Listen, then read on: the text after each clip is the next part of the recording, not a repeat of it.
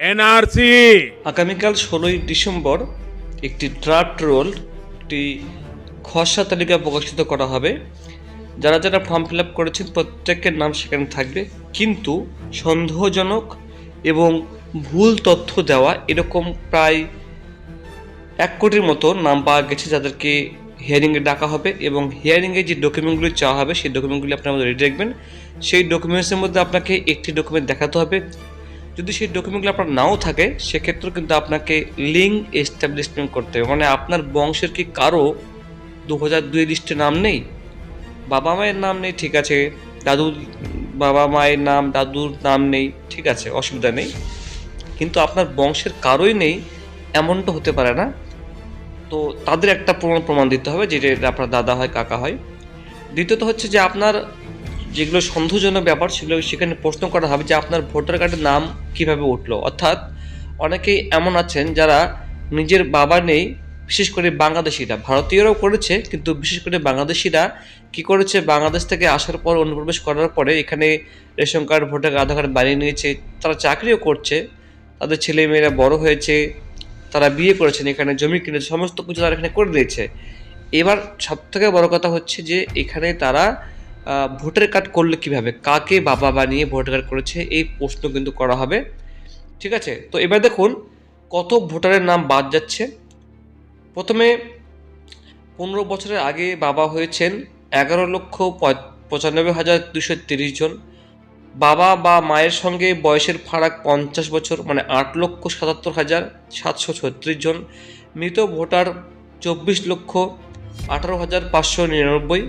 নিখোঁজ, যার কোনো খোঁজ খবর নেই, অস্তিত্ব মেলেনি, 12,12,274 জন। স্থানান্তরিত, মানে যেখানে বাড়ি ছিল সেখানে আর নেই, এরকম রয়েছে 19,91,966 জন।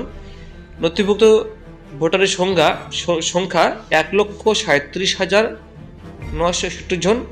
সর্বমোট নাম বাদ যাবে 58,18,487 জনের নাম বাদ যাবে টোটাল। তথ্যে অসঙ্গতি রয়েছে 1,70,00,000। ম্যাপিং হয়নি এমন ভোটারের সংখ্যা 30 লক্ষ। এটা কিন্তু বন্ধুরা একদম সরকারি সূত্রে, সরকার থেকে পাওয়া তথ্য বন্ধুরা।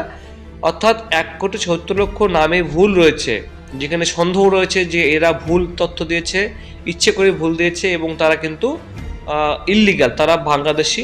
এবং 30 লক্ষ ভোটারদের কোনো ম্যাচিং হয়নি, মানে ম্যাপিং হয়নি, যারা তারা ভারতীয় কিনা, তাদের বংশধর কিনা রয়েছে কিনা। ঠিক আছে, এবার দেখুন কী কী ডকুমেন্টস আপনাকে দিতে হবে তারও আপনাকে দেখিয়ে দিচ্ছি আমি। দেখুন, সূত্রের খবর, ইনুমারেশন ফর্ম ডিজিটাইজ হওয়ার পর কমিশনের আইটি বিশেষজ্ঞরা তা মিলিয়ে দেখতে গিয়ে এসব গলদ খুঁজে পেয়েছেন। পরবর্তীতে তা পর্যবেক্ষকদের নজরে আসলে এইসব ফর্ম বিরোধীদের ফের খতিয়ে দেখার নির্দেশ দিয়েছে, যেটা হয়ে গেছে বন্ধুরা। 11 তারিখের মধ্যে এই প্রক্রিয়া সম্পর্কে বলা হয়েছে। আর এদেরকে যেমন বলেছে, এই ধরনের ভোটাররা যেহেতু ইনুমারেশন ফর্ম পূরণ করেছেন তাই খসড়া তালিকায় তাদের নাম থাকবে। এই দেখুন, যেটা আমাকে আগে বললাম, খসড়া তালিকায় নাম তাদের থাকবে, কিন্তু পরবর্তীতে তাদের শুনানি মুখে পড়তে, মানে শুনানি হিয়ারিং হবে 16 তারিখ থেকে। আগামীকাল থেকে হিয়ারিং শুরু হবে প্রতিটি জেলায় এবং 1 মাস চলবে এটি। এরপরে যে 14ই ফেব্রুয়ারি যে লিস্ট বেরোবে, ফাইনাল লিস্ট, এখানে নাম থাকতে হবে আপনার, না হলে আপনি এনআরসি থেকে বাঁচতে পারবেন না। ঠিক আছে, সূত্রের খবর, যে তথ্য তিনি ফর্মে উল্লেখ করেছেন সেটি যে সঠিক তা প্রমাণে উপযুক্ত নথি পেশ করতে হবে সংশ্লিষ্ট ভোটারকে। এছাড়াও কমিশন নির্ধারিত 11টি নথির মধ্যে যে কোনো নথি দেখাতে হতে পারে। তেমনটা না করতে পারলে চূড়ান্ত ভোটার তালিকায় থেকে সংশ্লিষ্ট ভোটারের নাম বাদ পড়াটা স্বাভাবিক বলে জানিয়েছে কমিশন। মানে এই ড্রাফট লিস্টের নাম আছে, ফাইনাল লিস্টে আপনার নাম থাকবে না যদি আপনার প্রমাণ আপনি না দেখাতে পারেন। খবরে প্রকাশিত তথ্য অনুযায়ী বন্ধুরা, খসড়া তালিকার নাম নেই, হিয়ারিংয়ে আধার ছাড়া এই 11টি নথি লাগবেই। ঠিক আছে বন্ধুরা, তো আপনারা ফর্ম ফিল আপ করলে কিন্তু বন্ধুরা আপনাকে এই ডকুমেন্ট দেখাতে হবে। প্রথমত 1987 সালে, মানে 1987 সালের 1 জুলাইয়ের আগের ব্যাংক, পোস্ট অফিস, এলআইসি নথি, স্থানীয় প্রশাসনের দেওয়া সার্টিফিকেট। দ্বিতীয়ত বলছে কেন্দ্রীয় বা রাজ্য সরকারের কর্মী হলে চাকরির নথি, অবসরপ্রাপ্তদের পেনশনের নথি, মানে এগুলো চাকরিজীবীদের যে কথা বলা হচ্ছে। জন্মের শংসাপত্র যদিও আগে ছিল না, এটা কেন দেওয়া হচ্ছে বুঝতে পারছি না আমি, বর্তমান যদি থাকে সেটা আপনাকে দেখাতে হবে। পাসপোর্ট থাকলে দেখাবেন। মাধ্যমিক সহ শিক্ষাগত যোগ্যতা নথি থাকলে দেখাবেন।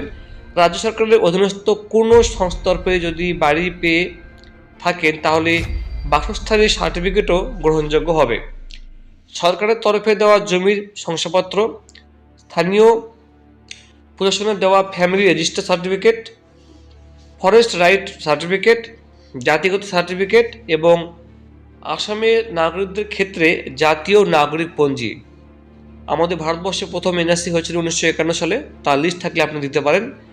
বা 1971 সালে যদি আপনার বাপ ঠাকুরদার কারোর লিস্টে নাম থাকে ভোটার লিস্টে, সেটা কিন্তু বন্ধুরা আপনি শো করতে পারেন।